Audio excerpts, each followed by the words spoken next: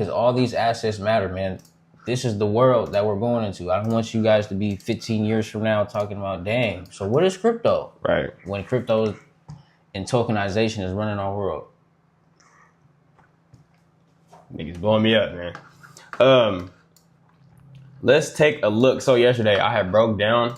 Now this is one of the only times where I will use a Discord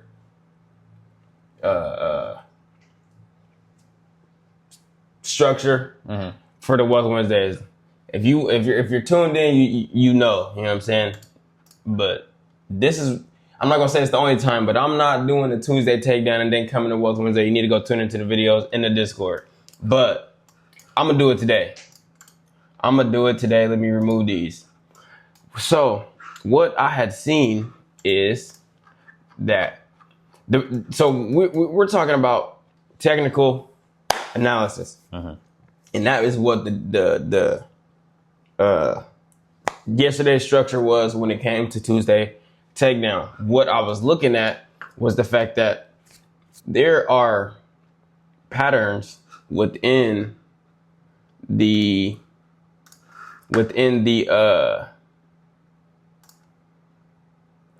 there are patterns within the stock market, the charts. Now, where I found these patterns was when I'm just looking, and I was really trying to figure out what I could talk about for the day. And I'm really just looking at this chart, and I'm like, hold on. I remember there was this one dude that I was watching when I was first getting into my journey, and he was telling me about the patterns and the way that they format, right? And how important technical analysis is. That was the first thing that I learned about when it came to the charts, and how important it is. You have to have your technical. Before I even draw another one, this right here is a candlestick pattern. Now, let me go back to the daily. It looks a little bit cleaner. This right here is a candlestick pattern.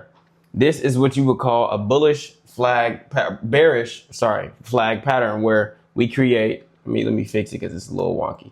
Where we create higher lows and higher highs.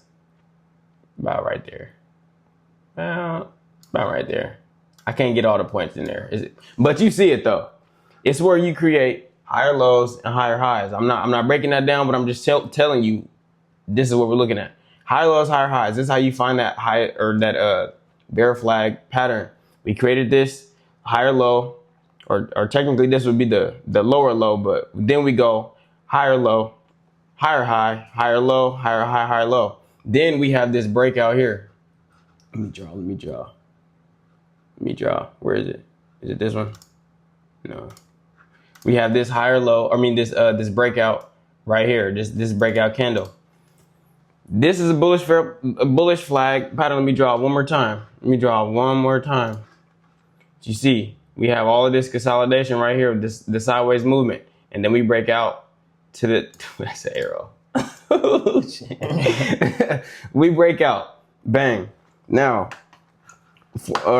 we go back to the weekly. There is another one. Now it looks a little bit wonky because the move is played out. I found this yesterday, but it's there though still. Let me adjust.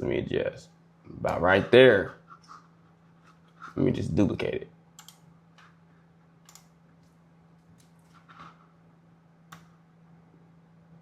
Bang. There you go. Give it to me. This is also here, right here.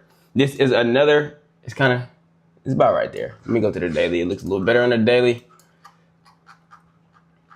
Yeah, let me fix it. But this right here is another bearish flag pattern. I got to get it right. OCD is killing me. Hold on. Anyway, this is another bearish flag pattern. You see that we created these lows and these highs, right? We're consolidating. coming down, coming up, touching this line up here, coming down, coming up, going down, all the way till we get here, and then we break out here. This is the breakout. Now this is where we are in the market. Price is sitting at 66,000. Yesterday we were about, I think it was like 67, 68, around there, and it looked a lot cleaner. But the way that it's formatted, this is the importance of technical analysis. Even on the 4-hour chart, it looks clean. You can tell. Ooh. You could tell that it's there. All of these taps, I could probably clean it up on the 4-hour, make it look a little better, but nah. Everything is here, man. This is the importance. Sorry, this is the importance of technical analysis, because you can then figure out where you can get in and get out. This is actually where you can figure out what, at what point you want to buy, because you can have that run up and that run down. But if you're still within this range, like we can have all of this, but if we come tap this and then reject off of it and shoot up higher, right? Or we can tap off this and then rejection and goes lower. Now this pattern specifically would allow you to, if it breaks above this level here, then you know that it would be going up. But no, so for this case, we're doing bearish pattern. So if it breaks below, and that's when you know that you can get in to the downside, right? And a bullish flag pattern obviously would be a little bit different. You create the lower highs and the lower lows, and then it's the shoot up. But this is Bitcoin, man. Yeah, we sitting at 66K, and I noticed this yesterday. We have two back-to-back bearish flag patterns, as well as the downtrend that we can clearly see from the 126. We haven't came nowhere near. It hasn't been a bullish chart since we hit this high. Mm-hmm. And this is all the way back in October. What was it? October 6th. So yeah, man. This is my TA for Bitcoin. Great technical analysis breakdown, man. You know, that's exactly why we read these charts the way we do. You know, all you got to do is look at where price is clearly rejecting off of, right? Whether that's resistance and support, because this is the same thing that we do for support and resistance on the stock market. Where is price clearly rejecting off of, and where is it bouncing off of? And when is it going to stop rejecting or bouncing? Which way is it going to go? You know what I'm saying? Like this is a perfect example of a break and a retest, right? When something breaks, you always want the retest to get in for a trade, right? If you're looking to get into a trade, boom, it broke out of the pattern like Flash said, retested it, and straight off the retest, we're rejecting off this pattern still. It doesn't want to go back into it. Smack daddy down. There you go. You got any other cryptos or any commodities, anything you want to look at? I mean, nah, this is so now if we were to go look at another crypto, the chart looks exactly the same. You know, the Bitcoin, it's at 65. Mm-hmm. I think I said it would price at 66. It looks the same overall. If you go to anyone. Do we got cryptos in there? We got this one. XRP. It's the same. This is the same chart. We have these highs. We go to the daily. Same chart. We're in this range. Okay, so it doesn't look as clean as Bitcoin because it was that pattern, but we do have the same type of higher highs and higher lows. But they're more of a distinct range. You can see that they're bouncing off of both of these support and resistance levels, and then it just broke out. So at the end of the day, it still got to that point. Now let me see if the retest is there, just like you said, because that's the confirmation.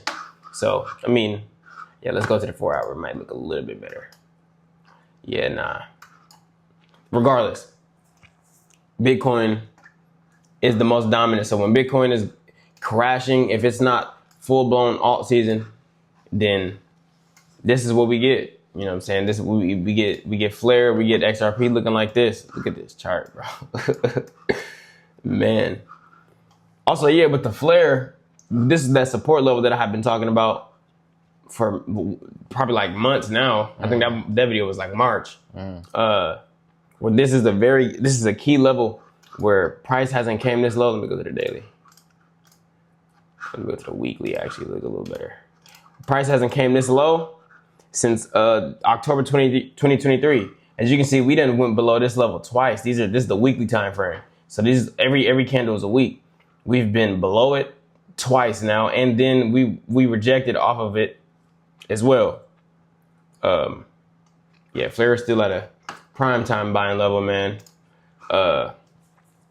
But I will say, doing the technical analysis is half of the job. You know what I'm saying? You also have that fundamentals. You need to have the fundamentals because you need to have that. You can have the technical. It's like the what, right? But the why is also important.